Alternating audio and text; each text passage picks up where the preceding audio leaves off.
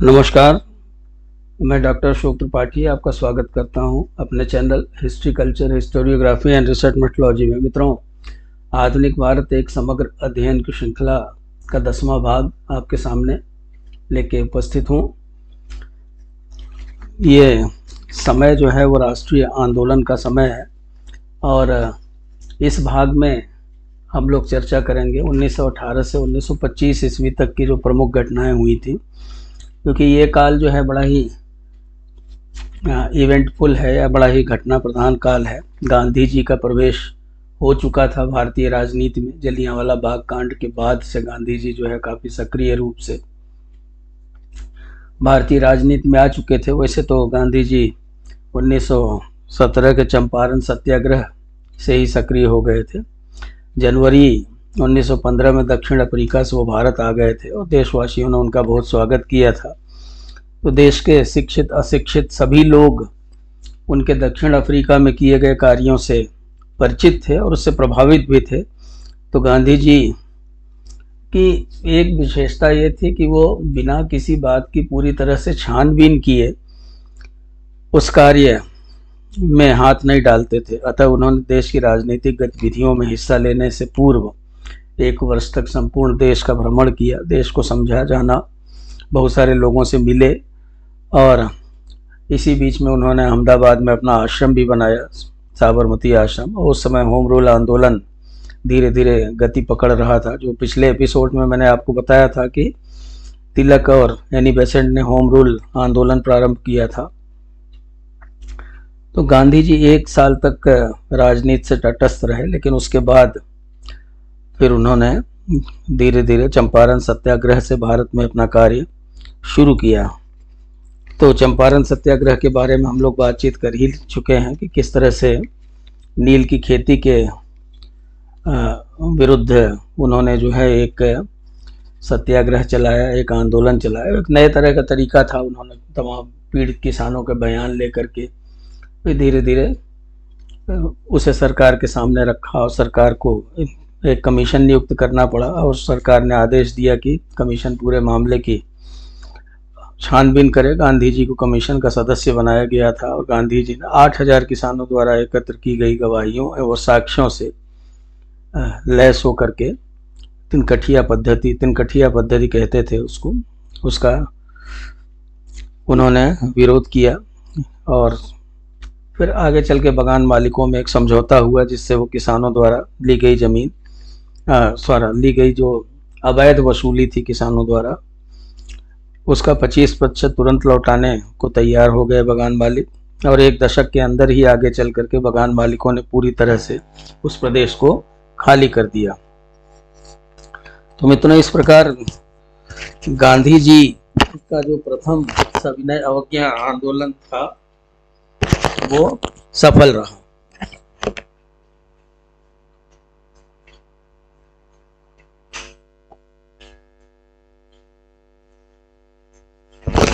तो दोस्तों, आइए हम अब आगे की चर्चा करते हैं। चंपारण सत्याग्रह के उपरांत अहमदाबाद मिल मजदूर जो थे उन्होंने आंदोलन किया। अहमदाबाद मिल मजदूर का आंदोलन भी बड़ा ही महत्वपूर्ण है, क्योंकि सरकार चंपारण के बाद जो है अहमदाबाद के मिल मजदूरों ने गांधी जी का ध्यान आकर्षित किया। मिल मालिकों और मजदूरों में प्लेग बोनस के प्रश्न पे संघर्ष छिड़ा हुआ था। मिल मालिक महामारी के शांत हो जाने के बाद अब उस बोनस को बंद करना चाहते थे, जबकि मजदूर उस समय चूंकि विश्व युद्ध वगैरह छिड़ा हुआ था, विश्व युद्ध 1914 से 1918 तक चला था, तो युद्ध के समय की जो बढ़ी हुई महंगाई थी उसको देखते हुए वो उसे जारी रखना चाहते थे।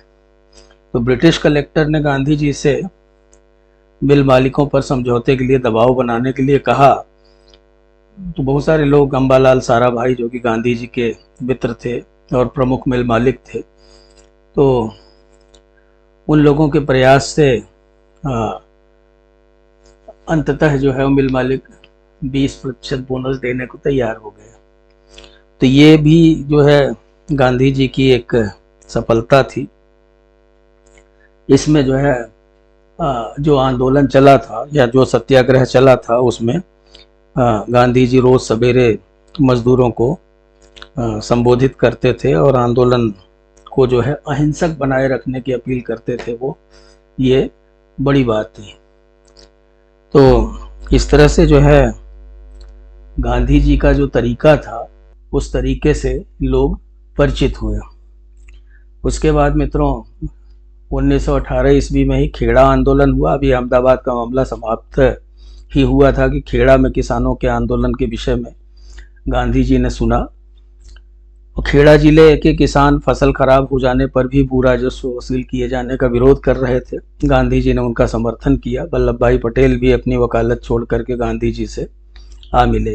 तो गांधी जी और पटेल के द्वारा की गई जो जांच थी उससे उसका जो नतीजा था वो सरकार के समक्ष रखा गया। सरकार जो है उससे संतुष्ट हो गई और इस तरह से इनके संवेद प्रयासों से किसानों को न्याय मिल गया।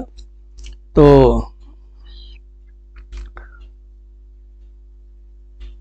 इस तरह से ये तय हुआ कि जब सामान्य पैदावार की 3/4 से भी कम उपज हुई हो तो किसानों का को लगान में पूरी छूट मिलनी चाहिए। तो इस तरह से जो है वो चंपारण, अहमदाबाद और खेड़ा के आंदोलनों से देश भर के लोगों ने गांधी जी का जो राजनीतिक आंदोलन का तरीका था उसका दिग्दर्शन किया, उसको समझा, उसको जाना। तो इन अनुभवों से गांधी जी जनता के घनिष्ठ संपर्क में आए और उन्होंने जीवन भर सक्रिय रहते हुए जनता के हितों का समर्थन किया। तो वस्तुतः वो भारत के पहले राष्ट्रवादी नेता थे जिन्होंने अपना जीवन तथा जीने का ढंग आम जनता जैसा बनाया। आजकल के नेताओं को आप देखिए कितने ठाट बाट से रहते हैं, बड़ी बड़ी गाड़ियों में घूमते हैं, पीछे पीछे उनके पूर्वा कारवां चलता है, मतलब इतना दिखावा है। लेकिन गांधी जी आम जनता के लिए राजनीति करते थे और आम जनता की तरह रहते थे। तो इस तरह से जो है अगर देखा जाए तो कालक्रम से वे राष्ट्रवादी भारत, गरीब भारत और विद्रोही भारत के प्रतीक बन गए और उन्होंने हिंदू मुस्लिम एकता, अस्पृश्यता के विरुद्ध संघर्ष एवं महिलाओं की सामाजिक अवस्था को ऊंचा उठाने पर बल दिया। तो एक निष्ठावान हिंदू होने पर भी उन्होंने अपने धार्मिक दृष्टिकोण को अत्यधिक व्यापक बनाया। 1919 ईस्वी में होम रूल लीग तथा कांग्रेस के प्रतिनिधियों की भारत के विषय में प्रचार करने के लिए जो है वो लंदन यात्रा हुई। एक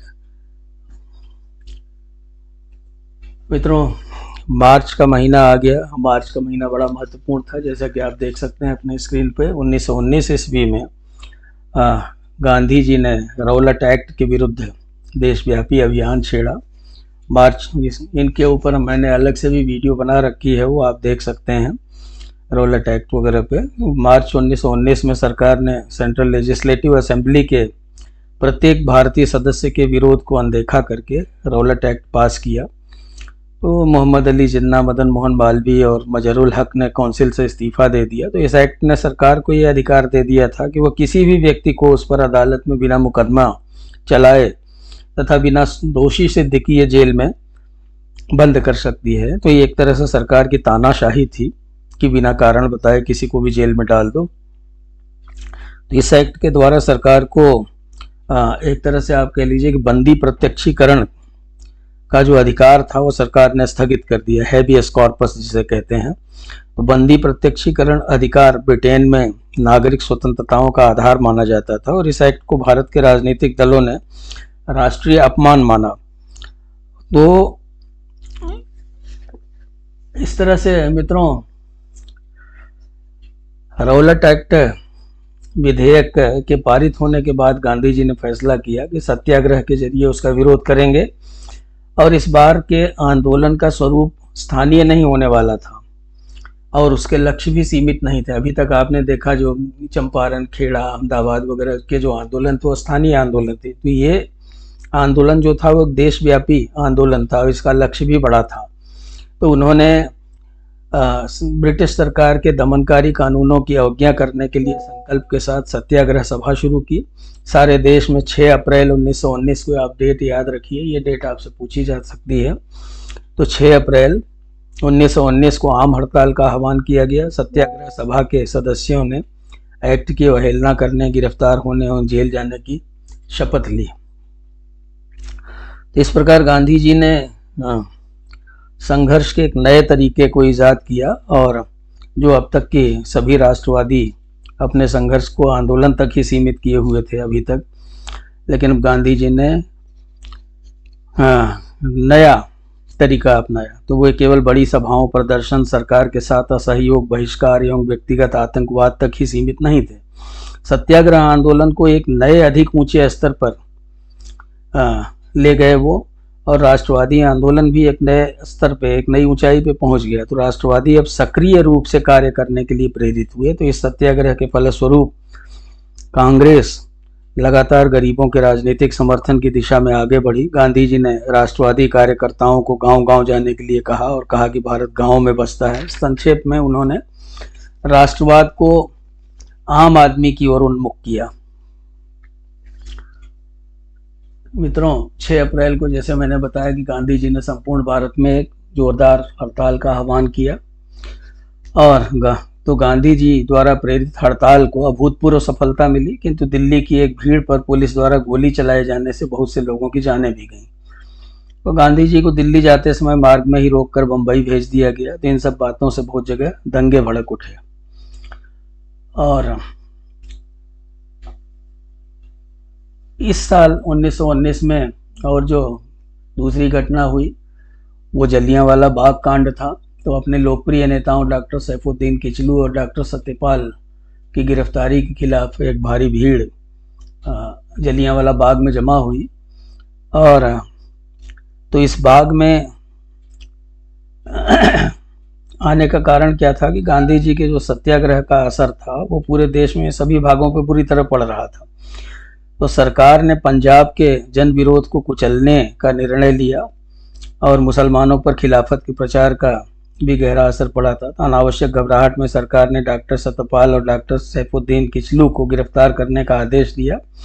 परिणामतः अमृतसर के जन आक्रोश ने और पुलिस के गोली चालन के बाद कुछ क्रांतिकारियों की हत्या कर दी, और अंग्रेज औरतें बुरी तरह से घायल हो गईं। तो 13 अप्रैल 1919 को एक निहत्थी भीड़ जलियांवाला बाग में डॉक्टर सत्यपाल एवं डॉक्टर किचलू की गिरफ्तारी के खिलाफ विरोध करने के लिए एकत्र हुई थी। तो जनरल डायर ने सारे पंजाब में आतंक फैला देने की इच्छा से बिना किसी चेतावनी के उनके ऊपर गोली चलवा दी। तो सारा गोला बारूद खत्म होने के बाद जब डायर वापस गया तो हजारों लोग मरे पड़े थे। अब डॉक्टर रमेशन मजुमदार के अनुसार 1600 राउंड गोली चली, जिसमें 379 लोग मारे गए, लेकिन जो अन्य स्रोत हैं वो ये कहते हैं कि 1000 से अधिक लोग जो है वो मरे थे। तो यह आधुनिक इतिहास का सबसे नृशंस राजनीतिक अपराध था। मित्रों, दमन चक्र यहीं पे नहीं समाप्त हुआ, बल्कि ये दमन चक्र आगे चलता रहा। इसके बाद हफ्ते भर कर्फ्यू लगा रहा, लोगों को सार्वजनिक ढंग से कोड़े लगाए गए, उन पर जगह जगह उनको रेंगने के लिए मजबूर किया गया। अब जहां 2 अंग्रेज औरतों के ऊपर आक्रमण हुआ था, उस स्थान पे लोगों को रेंगने के लिए मजबूर किया गया, और भी तरह तरह के जुल्म किए गए। सैनिक कानून की घोषणा कर दी गई। तो पंजाब की घटनाओं का असर जो है वो पूरे देश पर पड़ा, और लोगों के समक्ष जो साम्राज्यवाद की, उपनिवेशवाद की जो क्रूरता थी वो पूरी तरह से खुल करके सामने आ गई, प्रकट हो गई। रविन्द्रनाथ टैगोर ने सरकार द्वारा दिए गए सम्मानों एवं उपाधियों को लौटा दिया, और उन्होंने ये कहा कि मैं उन देशवासियों के साथ खड़ा हूँ जिन्हें तुच्छ समझकर ऐसे अपमानों से पीड़ित किया गया जो उनके लिए नहीं है। इस दुर्घटना ने गांधी जी को भारतीय राजनीति के दरवाजे पर लाकर खड़ा कर दिया। मित्रों, 15 अप्रैल को पंजाब में मार्शल लॉ की घोषणा कर दी गई। 18 अप्रैल को गांधी जी ने पंजाब में हो रहे व्यापक उपद्रवों के कारण सत्याग्रह आंदोलन समाप्त कर दिया। जून में पंजाब की घटनाओं के जांच के लिए जो है एक समिति की नियुक्ति की गई कांग्रेस के द्वारा, और सरकार द्वारा जलियांवाला बाग और पंजाब की घटनाओं के लिए एक कमेटी बनाई गई, जो जिसे कि हंटर कमेटी कहते हैं। मित्रों, नवंबर महीने में गांधी जी ने अखिल भारतीय खिलाफत कॉन्फ्रेंस का आयोजन किया और वो उसके अध्यक्ष बने। तो यह कॉन्फ्रेंस नवंबर 1919 में दिल्ली में हुई, जिसमें निर्णय किया गया कि जब तक सरकार उनकी जो मांगें थी तुर्की की समस्या के संबंध में थी, जैसे प्रथम विश्व युद्ध के दौरान मित्र देशों ने तुर्की से वादा किया था कि उसे बहुत सारे प्रदेश दे देंगे, लेकिन वास्तव में अगर देखा जाए तो उन्होंने ऐसा किया नहीं। और युद्ध के बाद ब्रिटेन और उसके साथ जो संधिबद्ध देश थे, उन्होंने तुर्की साम्राज्य का बंटवारा करके थ्रेस का इलाका, थ्रेस नाम याद रखिए, कई बार पूछा जाता है, थ्रेस का इलाका ले लिया, जो कि लॉर्ड जॉर्ज की पहले की गई घोषणा के विपरीत था। अतः जल्द ही अली बंधुओं, मौलाना आज़ाद, हकीम अजमल खां, हजरत मोहानी आदि के नेतृत्व में एक खिलाफत कमेटी बनी और देशव्यापी खिलाफत आंदोलन का आयोजन किया गया। नवंबर 1919 में दिल्ली में ऑल इंडिया खिलाफत कॉन्फ्रेंस हुई और गांधी जी इस सम्मेलन के अध्यक्ष चुने गए। सम्मेलन में मुसलमानों ने मित्र राष्ट्रों की विजय के उपलक्ष्य में आयोजित सार्वजनिक उत्सवों में भाग न लेने का निर्णय किया और ब्रिटेन द्वारा तुर्की के साथ न्याय न करने की स्थिति में बहिष्कार एवं असहयोग का निर्णय लिया। तो 10 मार्च को गांधी जी ने एक घोषणा जारी की, जिसमें उन्होंने असहयोग आंदोलन छेड़ने की अपील की। फिर 19 मार्च को देश भर में शोक दिवस मनाया गया। मित्रों, 9 जून 1920 को इलाहाबाद में एक खिलाफत कमेटी की बैठक हुई और उसमें असहयोग आंदोलन के 4 चरणों में पूरा करने का निर्णय लिया गया कि जो सभी आंदोलनकारी हैं उपाधियों का त्याग करेंगे और सरकारी मानद पदों से इस्तीफा देंगे। दूसरी बात कि पुलिस के अलावा अन्य सभी असैनिक सरकारी सेवाओं से इस्तीफा देंगे। तीसरी बात, पुलिस और सैनिक सेवाओं से भी इस्तीफा देंगे ज़रूरत होगी तो। और चौथी बात, किसी भी प्रकार का कर देने से इनकार करेंगे। तो इस तरह से 1 अगस्त से असहयोग आंदोलन प्रारंभ करने का निश्चय किया गया। 1 अगस्त से दुर्भाग्य से उसी रोज़ 31 जुलाई की रात्रि में तिलक की मृत्यु हो गई। तो 1 अगस्त को असहयोग आंदोलन जोर शोर से प्रारंभ हुआ और सबसे पहले गांधी जी उसमें शामिल हुए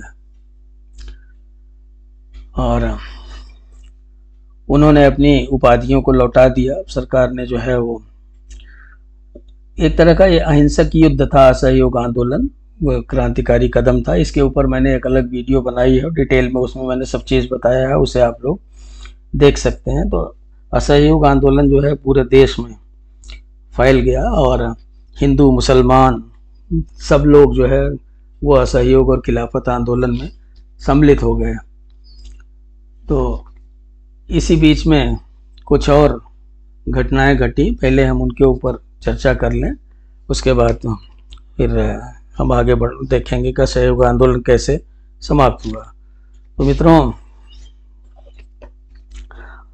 आप देख रहे हैं कि गवर्नमेंट ऑफ इंडिया एक्ट अथवा मॉन्टेगू चेम्सफोर्ड सुधार 10 दिसंबर 1919 को आया, दिसंबर 1919 में आया, सॉरी, ये 10वीं घटना है। तो इस एक्ट के द्वारा प्रांतीय लेजिस्लेटिव काउंसिलों का विस्तार किया गया तथा उसके बहुसंख्यक सदस्यों के चुनाव की व्यवस्था की गई। इसकी खास बात यह थी कि इस समय द्वैध शासन प्रणाली लागू की गई और प्रांतीय सरकारों को अधिक अधिकार दिए गए। केंद्र स्तर पर विधानमंडलों में 2 सदनों की व्यवस्था की गई।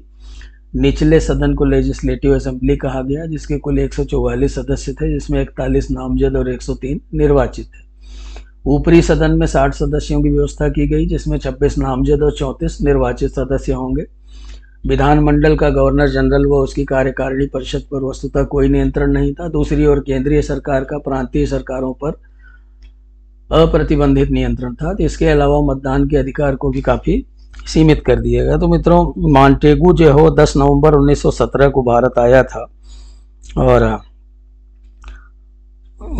वाइसराय लॉर्ड चेम्सफोर्ड से डिस्कशन करने के लिए जो है, और उसने कांग्रेस के जो टॉप रैंक के नेता थे उनके साथ भी संपर्क किया और मुस्लिम लीग के नेताओं से भी संपर्क किया और गवर्नमेंट ऑफ इंडिया के जो ऑफिसर्स थे उनके साथ भी संघर्ष किया। तो एक कमेटी बनाई गई और जिसमें सर विलियम ड्यूक और भूपेंद्रनाथ बासु, चार्ल्स रॉबर्ट इत्यादि इसके सदस्य थे, साथ में वायसराय भी थे इसमें।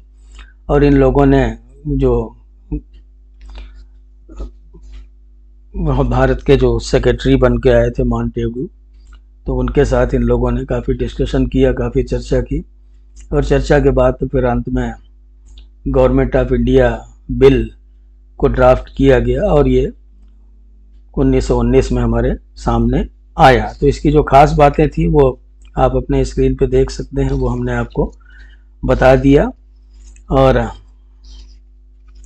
तो इस तरह से काफ़ी धीरे धीरे हम देखते हैं कि शासन में परिवर्तन आ रहा था। मित्रों, डायरकी से कुछ सुविधाएं ज़रूर मिली। अब इसकी मेरिट्स और डिमेरिट्स जो है, चूँकि ये ऑब्जेक्टिव टाइप के लिए हम ये बना रहे हैं, जो आपको समझ में आ जाए। बीच बीच में मैं एक्सप्लेन इसलिए करता हूँ जिससे कि आपके समझ में आ जाए। तो डायरकी जो है 1 अप्रैल 1921 को 8 राज्यों में, आप ध्यान रखें कि डायरकी या द्वैध शासन 8 राज्यों में जो है इसका उद्घाटन हुआ 1 अप्रैल 1921 को। तो ये प्रोविंसेस थे, ये प्रांत थे: Assam, Bengal, Bihar, central provinces, united provinces, Bombay, Madras और पंजाब। एक बार फिर से दोहरा देता हूँ: Assam, Bengal, Bihar, central provinces, united provinces, Bombay, Madras और पंजाब। तो बाद में काफ़ी आगे चल के नॉर्थ वेस्ट फ्रंटियर प्रोविंस में जो है ये 1932 में लागू हुआ। तो डायरकी जो है वो अगर देखा जाए तो कितना सफल हुआ, तो अलग अलग प्रांतों में इसकी अलग अलग कहानी है, जो हम कभी किसी और वीडियो में इसकी चर्चा करेंगे। तो फिलहाल ये भारतीय संविधान के विकास की दिशा में जो है वो एक बड़ा कदम था, जो 1919 में आया। बाद में 1935 का अधिनियम आएगा, उसके ऊपर हम लोग चर्चा करेंगे। गांधी जी ने कांग्रेस का नेतृत्व संभाला 1920 से मित्रों, और मार्च में कांग्रेस समिति ने जलियांवाला बाग कांड पर अपनी रिपोर्ट प्रस्तुत की, जिसमें वाइसराय चेम्सफोर्ड, लेफ्टिनेंट गवर्नर ओडियर और जनरल ओडायर को डिसमिस करने की सिफारिश की गई थी। मई महीने में हंटर कमेटी की रिपोर्ट आई, जो ब्रिटिश सरकार द्वारा नियुक्त की गई थी, और उसमें कोई ख़ास बात नहीं। उसमें ये कहा गया कि जनरल डायर जो है उनको अपने ऊपर नियंत्रण रखना चाहिए था इस तरह का आदेश देने से पहले। तो कहने का मतलब कि ये एक तरह की लीपा पोती ही थी। चौथी बात आपको ध्यान रखनी है कि गांधी जी ने सेंट्रल खिलाफत कमेटी की तरफ से अखिल भारतीय आम हड़ताल का आह्वान किया। गांधी जी द्वारा 1 अगस्त 1920 को असहयोग आंदोलन की घोषणा की गई। ये सब हम लोग चर्चा कर चुके हैं। बाल गंगाधर तिलक की अगस्त 1920 में 31 अगस्त की रात में 64 वर्ष की अवस्था में मृत्यु हो गई। सितंबर महीना बड़ा महत्वपूर्ण था। कांग्रेस का विशेष अधिवेशन बुलाया गया, स्पेशल सेशन। ये जैसे हर साल जो दिसंबर में होता था उससे अलग हट करके एक विशेष अधिवेशन बुलाया गया, और ये अधिवेशन लाला लाजपत राय की अध्यक्षता में बुलाया गया था। तो कांग्रेस ने सरकार के साथ तब तक असहयोग करने की गांधी जी की योजना को समर्थन देने का निर्णय किया जब तक कि पंजाब तथा खिलाफत संबंधी अन्याय को निराकरण और स्वराज्य की प्राप्ति नहीं हो जाती। लोगों को सरकारी शिक्षा संस्थानों, अदालतों, विधान मंडलों आदि का बहिष्कार करने तथा खादी के उत्पादन के लिए चरखा तकली चलाने और हथकरघे का अभ्यास करने को कहा गया। सरकार और उसके कानूनों की अत्यंत शांतिपूर्ण ढंग से अवहेलना की गई। तो इस निर्णय की पुष्टि दिसंबर 1920 के नागपुर के कांग्रेस अधिवेशन में की गई। तो आपको ये याद रखना है कि विशेष अधिवेशन कहाँ हुआ था। विशेष अधिवेशन कलकत्ता में हुआ था। जो वार्षिक अधिवेशन था वो बाद में कानपुर में हुआ। तो आइए वार्षिक अधिवेशन की चर्चा भी कर लेते हैं। तो कांग्रेस का जो वार्षिक अधिवेशन था वो नागपुर में श्री विजय राघवाचार्यार की अध्यक्षता में हुआ। गांधी जी ने इस अधिवेशन में ये घोषणा की कि ब्रिटिशर्स को इस बात के प्रति सतर्क रहना होगा कि यदि वे न्याय नहीं करते तो भारतीय जनता का यह परम कर्तव्य होगा कि वे ब्रिटिश साम्राज्य को नष्ट कर दें। तो एक तरह से इस अधिवेशन में गांधी जी ने ब्रिटिश सरकार को सीधी सीधी चुनौती दे दी, सीधी सीधी चेतावनी दे दी कि यदि आप हमारे साथ अन्याय करेंगे तो जनता आपके खिलाफ आंदोलन करेगी और आपके साम्राज्य को नष्ट कर देगी। तो इस अधिवेशन में कांग्रेस के संविधान में भी परिवर्तन किए गए। प्रांतीय कांग्रेस समितियों को भाषाई आधार पर पुनर्गठित किया गया। कांग्रेस का नेतृत्व एक कार्यकारिणी समिति के हाथ में दे दिया गया, जिसमें मंत्रियों सहित 15 सदस्यों की व्यवस्था की गई। तो कांग्रेस की सदस्यता के लिए 21 वर्ष की आयु निर्धारित की गई। वार्षिक चंदा 4 आना रखा गया। बाद में आगे चल के ये आयु जो है उसको घटाई भी गई। और जो छोटी छोटी घटनाएं इस काल में हुई वो आपको बता देना। सत्येंद्र प्रसन्न सिंह बिहार एवं उड़ीसा के गवर्नर बने। कई बार कंपटीशन पूछा गया है इसलिए दे दिया है यहाँ। और 1921 में कुछ घटनाएं हुई। 3 जनवरी 1919 के गवर्नमेंट ऑफ इंडिया एक्ट के अनुसार नए संविधान का उद्घाटन हुआ। मोपला मुसलमानों ने मालाबार में विद्रोह कर दिया। इस पे अलग से एक वीडियो बना करके डालेंगे।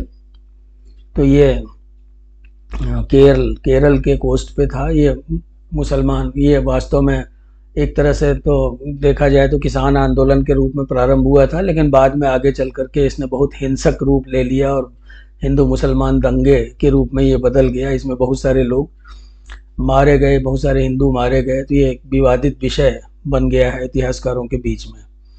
लॉर्ड रीडिंग भारत का वाइसराय बना और प्रिंस ऑफ वेल्स भारत आए और भारत की जनगणना हुई। 1921 के अंत तक गांधी जी को छोड़कर के जितने महत्वपूर्ण राष्ट्रवादी नेता थे उन सब लोगों को करीब 3000 लोगों के साथ गिरफ्तार कर लिया गया।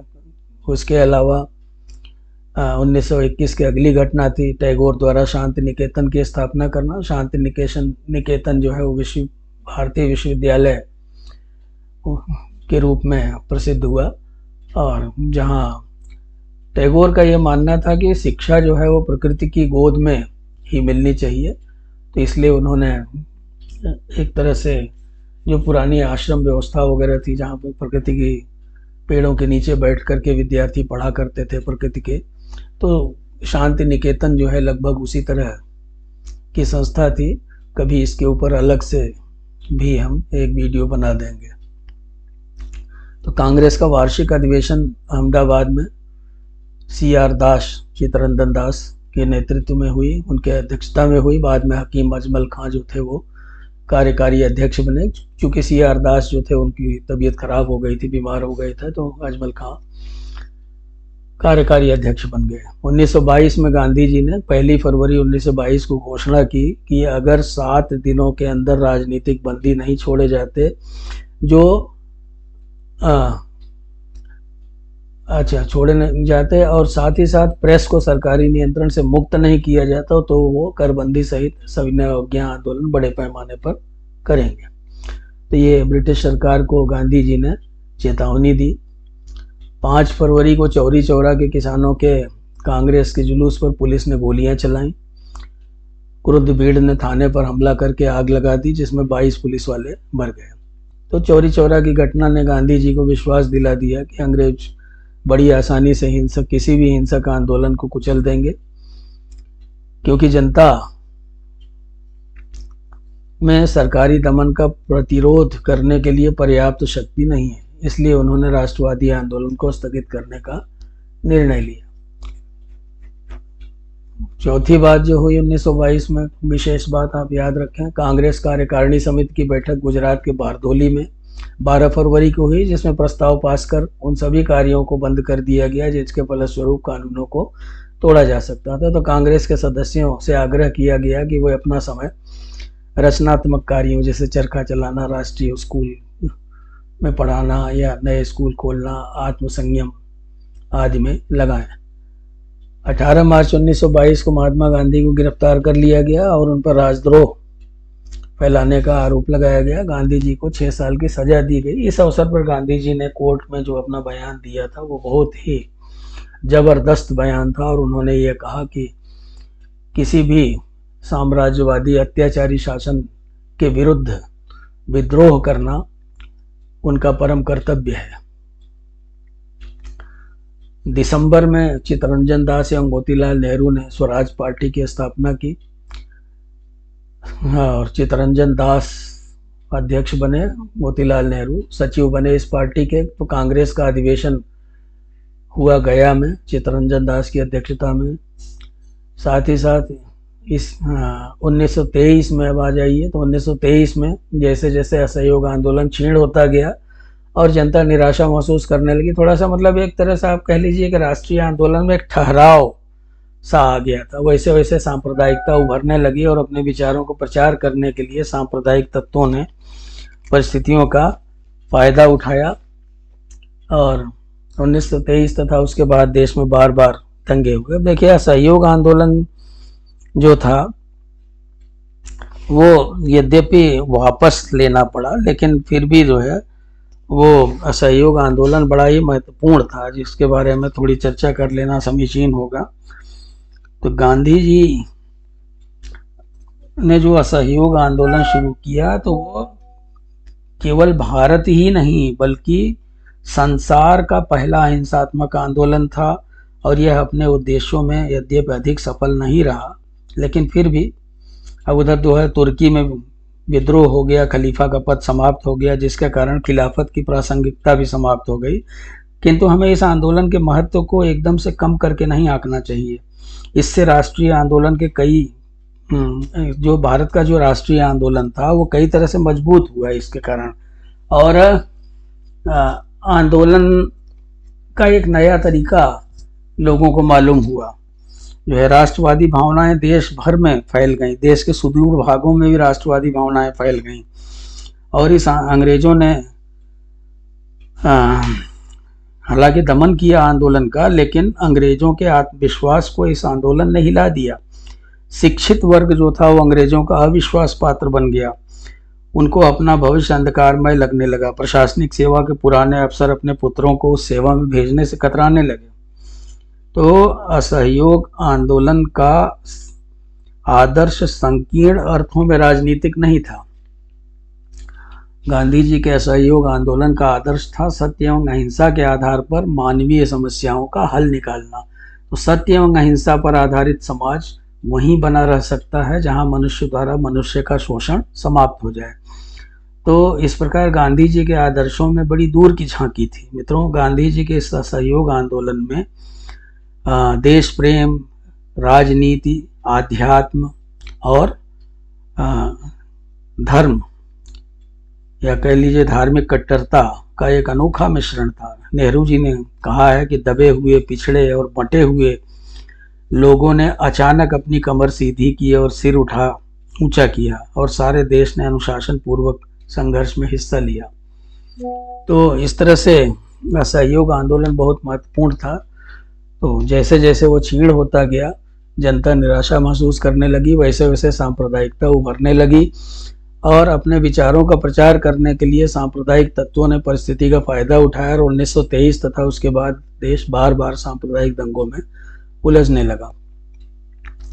तो नवंबर 1923 के चुनावों में कम तैयारियों के बावजूद स्वराज पार्टी ने बहुत अच्छी विजय प्राप्त की। सेंट्रल लेजिस्लेटिव असेंबली के 101 स्थानों में उन्हें 42 स्थान मिले। कांग्रेस का 39वां वार्षिक अधिवेशन काकीनाडा में मौलाना मोहम्मद अली की अध्यक्षता में हुआ। 1924 में आ जाइए, गांधी जी को 5 फरवरी 1924 को स्वास्थ्य कारणों से जेल से रिहा कर दिया गया। एक्चुअल में अंग्रेज जो थे वो उनका यह कहना था कि Gandhi in jail is more dangerous than Gandhi free, यानी गांधी जेल में ज़्यादा खतरनाक हो जाते हैं, तो उनको स्वतंत्र रखो, वो ज़्यादा अच्छा है। 1923 में के बाद हुए सांप्रदायिक दंगों से जो है गांधी जी, आपको पता है, वो संत महात्मा टाइप के आदमी थे और वो केवल राजनीति के लिए राजनीति नहीं करते थे, बल्कि वो एक तरह के समाज सुधारक भी थे। वो लोगों की मानसिकता भी बदलना चाहते थे। तो इसलिए गांधी जी ने ये तय किया, वो अपने एक मुसलमान मित्र मौलाना मोहम्मद अली के दिल्ली स्थित मकान में सांप्रदायिक दंगों द्वारा जो अमानवीयता प्रकट की गई थी, कहीं कहीं जो हिंसा हुई थी, जैसे चौरी चौरा में आप देखते हैं 22 पुलिस वालों को जिंदा जला दिया गया था। तो इस तरह की बहुत सारी छिटपुट घटनाएं हुई थी। हालांकि नेहरू जैसे लोग जो थे वो भी आंदोलन खत्म करने के पक्ष में नहीं थे, लेकिन फिर भी आंदोलन को समाप्त किया गया और बाद में जब वो जेल से छूटे तो प्रायश्चित स्वरूप उन्होंने 21 दिनों का अनशन किया, लेकिन उनके जो प्रयास थे वो परिणामहीन रहे, क्योंकि अब जनता में एक नया जोश आ गया था अंग्रेजों के खिलाफ। तो दिसंबर 1924 में कांग्रेस का वार्षिक अधिवेशन बेलगाम में हुआ। महात्मा गांधी इसके अध्यक्ष हुए। तो ये आप याद रखें, कई बार ये पूछ लिया जाता है प्रश्न, महात्मा गांधी जो है ने कांग्रेस की अध्यक्षता कब की, तो 1924 में की। कहाँ पे की? बेलगाम में की, ये आप याद रखें। 1925 में कुछ छोटी छोटी घटनाएं घटी, क्योंकि ये एक्चुअल में राष्ट्रीय आंदोलन में ठहराव का समय था। जो जोश, खिलाफत आंदोलन, असहयोग आंदोलन, रौलट एक्ट के विरुद्ध आंदोलन आदमी दिखाई दिया था, तो वो अब थोड़ा समाप्त हो गया था कुछ समय के लिए। रचनात्मक कार्यों में लोग अपने आप को संलग्न कर रहे थे। तो 1925 में विट्ठल भाई पटेल, ये आप याद रखें, विट्ठल भाई पटेल जो थे वो कौन थे? सरदार वल्लभ भाई पटेल के भाई थे। और तो उनको सेंट्रल लेजिस्लेटिव असेंबली में स्पीकर निर्वाचित किया गया। ये प्रश्न पूछा जा सकता है। अंतर्राष्ट्रीय विश्वविद्यालय बोर्ड का निर्माण हुआ। देशबंधु चित्तरंजन दास की मृत्यु हुई। कई बार ये भी पूछ लिया जाता है कि देशबंधु किसकी उपाधि थी, तो आप ये उपाधियों को भी याद रखें। कांग्रेस का वार्षिक अधिवेशन कानपुर में हुआ और सरोजनी नायडू, जिसे आप नाइटिंगेल ऑफ इंडिया कहते हैं, वो इसकी अध्यक्ष बनी। तो अब देख रहे हैं आप, एनी बेसेंट अध्यक्ष बनी थी, अब सरोजनी नायडू अध्यक्ष बनी, तो महिलाएं भी जो है वो कांग्रेस का अध्यक्ष बनने लगी। तो उम्मीद है कि ये वीडियो आपको पसंद आया होगा। ये चर्चा यहीं समाप्त करते हैं मित्रों। बहुत जल्दी इसका अगला भाग आपके सामने लेकर के आएंगे, जो कि बहुत ही इंटरेस्टिंग होगा। मैं आपको बार बार कहता हूँ, देखिए मुझे सिविल सर्विसेज वगैरह का काफ़ी अनुभव है, तो इसलिए मैं जो कंटेंट आपको दे रहा हूँ वो बहुत ही महत्वपूर्ण है। और ये सब कंटेंट वहीं से लिए गए हैं जो किताबें बड़ी बड़ी कोचिंग संस्थानों में और जगह जगह आपको पढ़ने के लिए कहा जाता है। तो आप चैनल को सब्सक्राइब करें, लाइक करें, और साथ ही साथ वीडियो को लाइक करने के अलावा अपने इष्ट मित्रों के साथ भी शेयर करें। ये आपकी सहायता के लिए ही ये चैनल बनाया गया है, खास करके उन विद्यार्थियों के लिए जो महंगे महंगे कोचिंग संस्थानों में नहीं जा सकते हैं। तो थोड़ी आप हमारी मदद कीजिए, हम आपकी मदद करते रहेंगे। नमस्कार, बहुत बहुत आपको धन्यवाद।